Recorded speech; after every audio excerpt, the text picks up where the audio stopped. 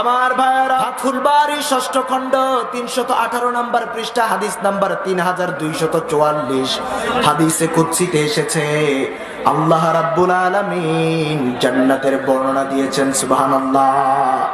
আল্লাহ রাব্বুল আলামিন বলেন, আ'দাততু লিইবাদিয়াস সালিহিন, আমি আমার নেককার বান্দাদের জন্য এত নিয়ামতে ভরপুর জান্নাতের ব্যবস্থা করে রেখেছি, মালা আইনুন রাত, দুনিয়ার কোন চক্ষু সেই সৌন্দর্য কোনদিন দেখে নাই। সুবহানাল্লাহ।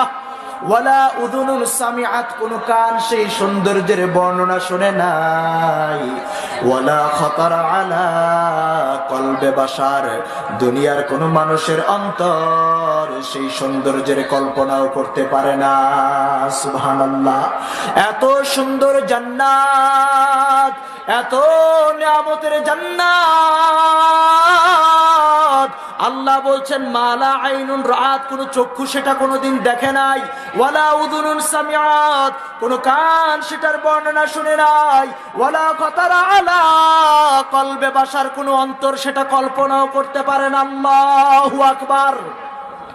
আমার ভাইয়েরা, জান্নাতীদের মধ্য থেকে একজন ব্যক্তিকে নিয়ে আসা হবে, এমন একজন মানুষ যেই মানুষটা সারা জীবন অর্ধাহারে অনাহারে জীবন কাটিয়েছে, দুঃখে কষ্টে তার জীবনটা অতিবাহিত করেছে, সারা জীবন সুখের পরশ পায় নাই, সুখ কি জিনিস বুঝে নাই, শান্তি কি জিনিস বুঝে নাই, এমন একজন মানুষকে নিয়ে আসা হবে।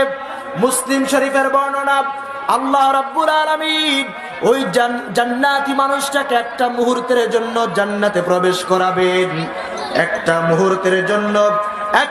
মুহূর্তের জন্য বান্দাকে জান্নাতে প্রবেশ করানোর সঙ্গে সঙ্গে আবার বের করে নিয়ে আসবেন। এবার আল্লাহ রাব্বুল আলামিন বলেন, ইয়া ইবনে আদম হাল রাআইতা বুসান কত্তু, ও বনি আদম, তোমার জীবনে কোনোদিন দুঃখ কষ্ট যাতনা তোমাকে অনুভব করেছিলা নাকি? জীবনে কোনোদিন দুঃখ পেয়েছিলা নাকি?